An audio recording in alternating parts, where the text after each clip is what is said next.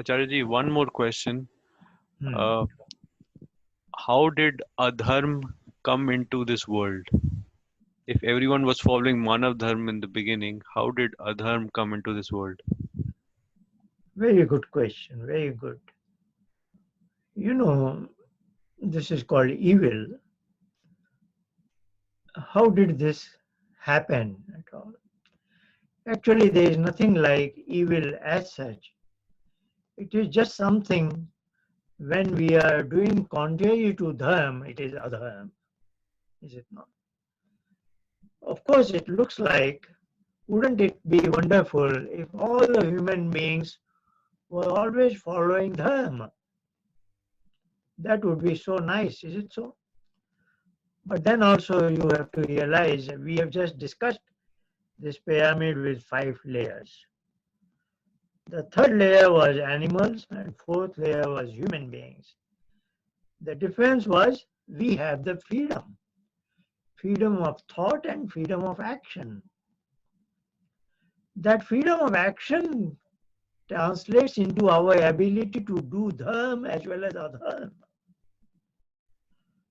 If we didn't have this freedom, if all of us did our dharma, suppose that was the Ishwar's design, that all human beings do only manav dharma, only human dharma.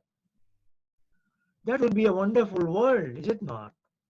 But then we would be also another animal, isn't that?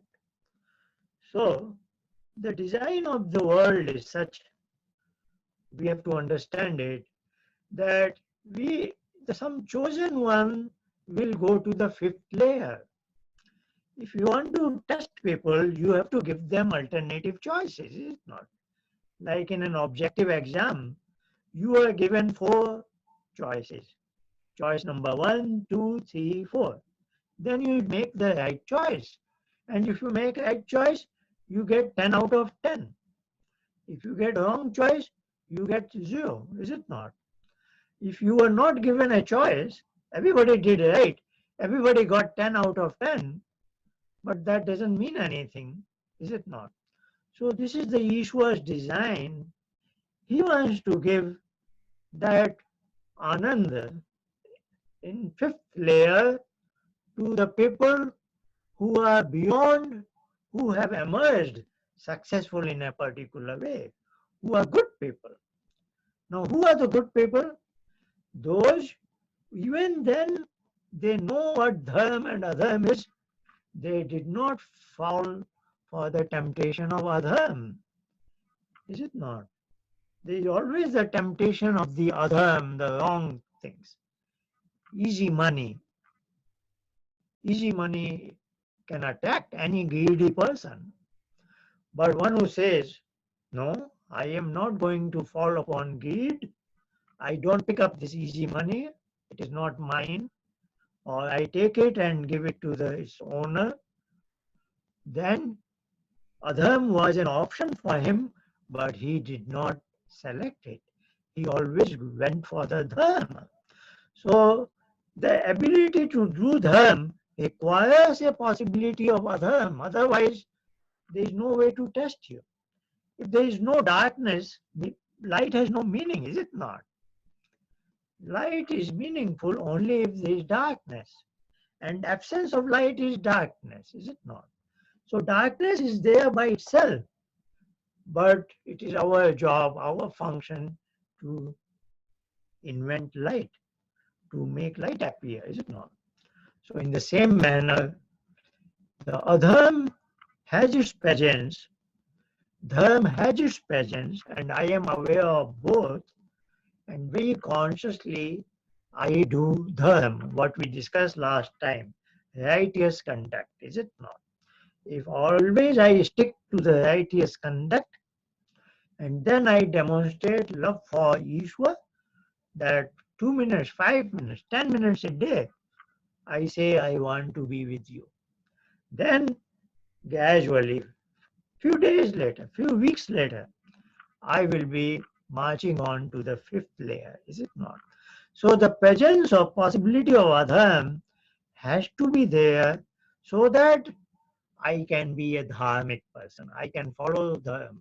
If we are all automatically on the path of dharma, then there is nothing special, is it not?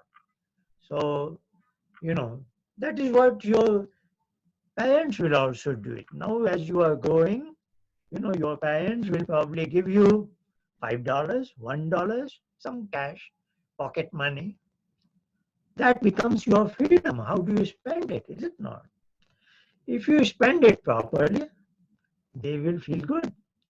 If you misuse it, which is adharm, if you waste it, adharm, then they won't like it, is it not? Then how do they test it? Unless they give you the freedom with $5, they cannot test your freedom, is it not? So they have to give you the freedom and then they will watch it. Ask you, what did you buy from the store for $5? And if you buy good things, they will feel good. If you waste that money, then they will say that was not good. That is kind of adharm, is it not? So, as a human being, we always have choices. The right choices is dharma, the bad choices are adharm, and it has to be there. Otherwise, we would also be another animal, is it not? And when we are consciously always after right choices, good choices, then we are becoming more eligible for the fifth layer, that is the spiritual progress.